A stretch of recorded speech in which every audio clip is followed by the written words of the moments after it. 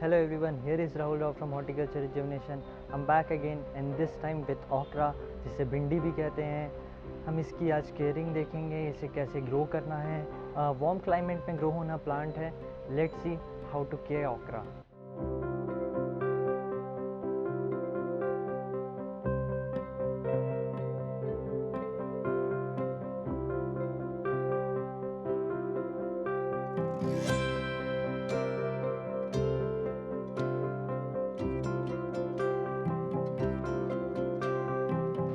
भिंडी is one of the most famous vegetable when it comes to Indian vegetable dishes. तो आप restaurant में जाइए, आप घर में जाइए, आपको हर जगह मिलेंगे और बहुत लोगों को पसंद भी है। Even I like it. तो मैं ये फर्स्ट टाइम ग्रो कर रहा था। I tell you how I have grown. इसकी केयरिंग क्या है।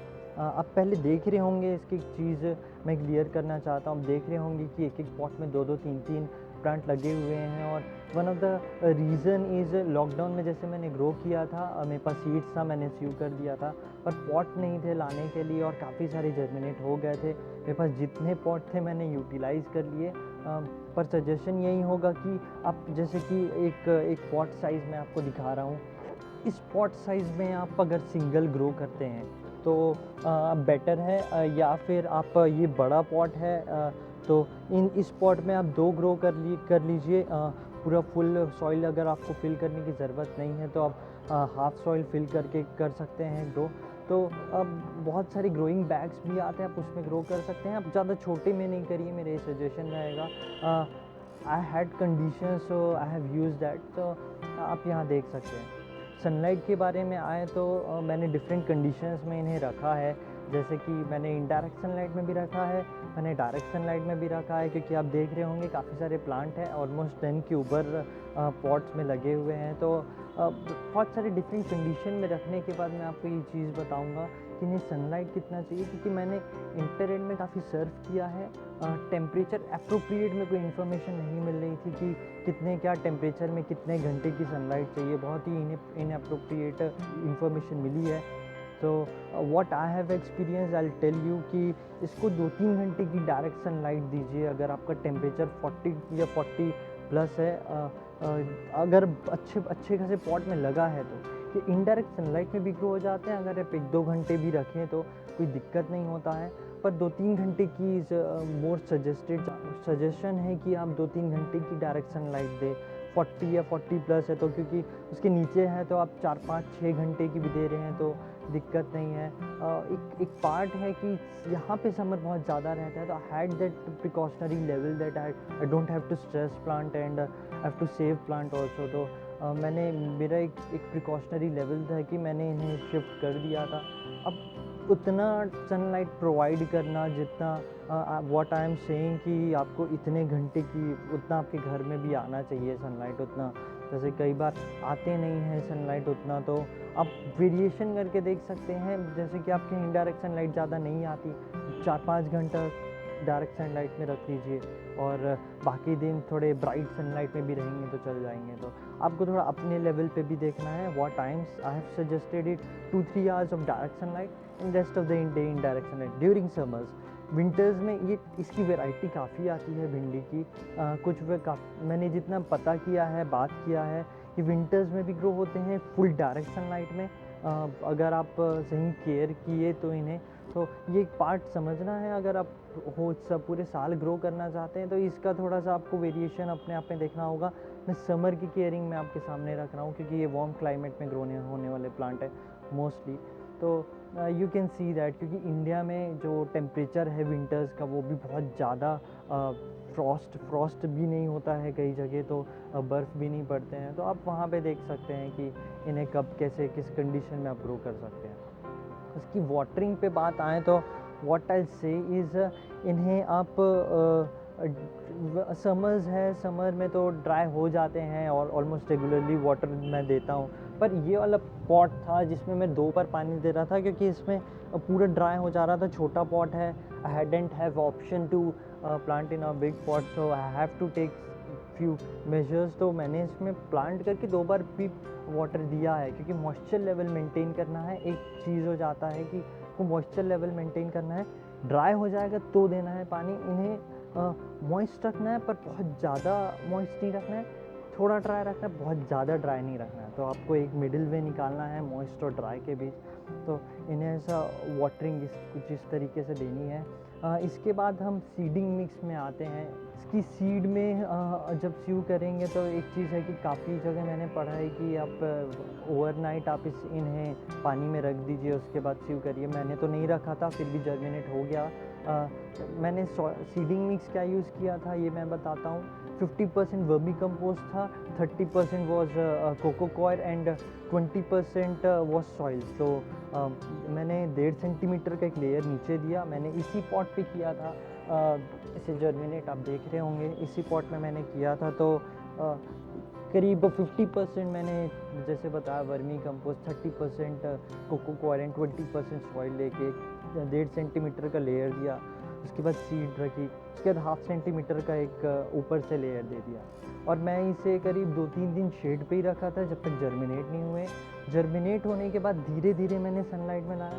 पहले आधा 1 घंटा रखा डायरेक्ट सनलाइट में सुबह की, और उसके बाद फिर 1-2 घंटा रखा। तो जैसे सीडलिंग हो गए उसके बाद मैंने करीब 6-7-8 दिन में ट्रांसप्लांट किया होगा सब पॉट में। तो एक स्टेप बाय स्टेप था। कुछ प्लांट मैंने तो 15-20 दिन बाद, क्योंकि 2-3 4-4 हो गए थे एक पॉट में, मेरे को कुछ पॉट जो वेस्ट थे उसको भी यूज़ में लाना पड़ा, क्योंकि बहुत ज़रूरी हो गए थे। क्योंकि एक में आप 3-3 4-4 नहीं लगाइए, एक ही लगाइए। कोशिश यही थी। मैंने बताया कि लॉकडाउन था, पॉट नहीं था, तो I have to grow it. Grow हो गए हैं। केयरिंग थोड़ी सी ज़्यादा लगी, थोड़ी कुछ डेफिशिएंसी भी लग रही थी। मैंने एक बार कंपोस्ट दिया है और एक बार वर्मी कंपोस्ट, बोन मील और मस्टर्ड फर्टिलाइज़र का एक बार फीड किया है। बहुत ज़्यादा फीड मत करिए, इंटरवल्स में फीड करिए। जैसे कि करीब मैंने अभी करीब 10-15 दिन पहले फीड किया था, मैं और 5-10 दिन बाद फिर फीड करूँगा। ओवर फीड नहीं करना है। मैंने तो जैसे बताया, एक बार कंपोस्ट और एक बार मिक्स फर्टिलाइज़र मैंने दिया, और 5-10 दिन बाद मैं इसे फिर इन्हें फर्टिलाइज़ करूँ, क्योंकि इन्हें थोड़ी एसिडिक सॉइल पसंद है। Fertiliser makes soil a bit acidic. One of the reason I say sometimes that fertilize your soil. Many people don't fertilize even.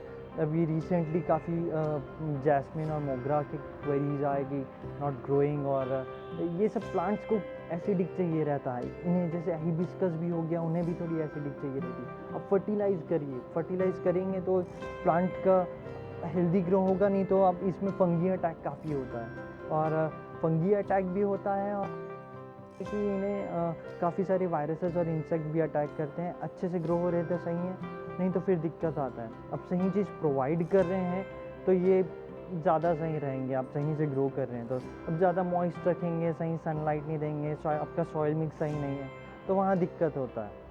अब सॉइल मिक्स में आ गए हैं तो इससे किस सॉइल में ग्रो किया गया है, आई टेल यू।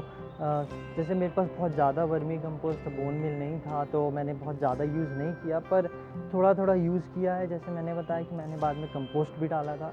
तो I tell you the soil mix what you should keep it. तो 50% आप सॉइल रख लीजिए, 20% आप सैंड रख लीजिए, 15% vermicompost, 10% coco coir and 5% bone meal. अब इसे वेरी भी कर सकते हैं। मैं पहले भी बोला हूँ, आप सॉइल मिक्स का वीडियो देखिए, उसमें काफ़ी सारी इन्फॉर्मेशन है। अब काफ़ी सारा सवाल जो आता है इंस्टाग्राम में, आपको समझ में आ जाएगा कि काफ़ी सारी चीज़ें आप सॉइल मिक्स सही प्रिपेयर करें तो ही चली जाती है। तो यहाँ पे समझने वाली बात है। तो आप इसे ग्रो करिए। एक सजेशन है कि इसमें चैलेंजेस ज़्यादा हैं। आप हाउस प्लांट ग्रो करिए, आप फ्लावरिंग प्लांट्स ग्रो करिए, उनके अगर अकॉर्डिंग देखें तो इनमें ज़्यादा फंगी अटैक्स, डिजीज़ होने के चांसेस है। जैसे जर्मिनेशन की बात होती है, जर्मिनेशन जो होता है सीड का, कुछ सीड्स को प्रोसेस करने के बाद जर्मिनेट करते हैं, कुछ सीड्स को ऐसे ही कर लेते हैं, कुछ सीड को मॉइस्ट स्टेट में रखना पड़ता है तो जर्मिनेट होते हैं, कुछ को ड्राई स्टेट में रखना होता है तो जर्मिनेट होते हैं।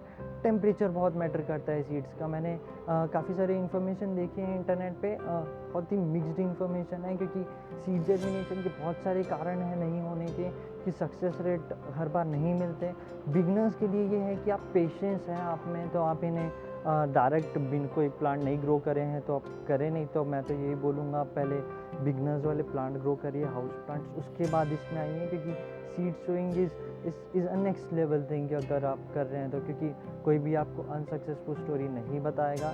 एक बार हो गया तो वो आपको आप देख लेंगे, अगर वो पोस्ट हो गया तो आप देख लेते हैं, क्योंकि चैलेंजेस आते हैं, आसानी से कई बार सीड ग्रो नहीं होते, क्योंकि अगर आप इसे जैसे शेड में जैसे रखना है सीड को सीव होने जर्मिनेट होने के लिए, अगर आप नहीं रखें तो एक छोटी सी गलती आपको पूरा जर्मिनेशन ख़राब कर सकती है। कई बार जर्मिनेट होने के बाद भी नहीं बढ़ते हैं। Even I am sharing my experience, मेरा 2.5-3 साल का जो एक्सपीरियंस है, मैंने काफ़ी रिसर्च किया है, काफ़ी टाइम स्पेंड किया है प्लांट्स के साथ, उस एक्सपीरियंस के साथ बता रहा हूँ, क्योंकि I will not keep you in dark.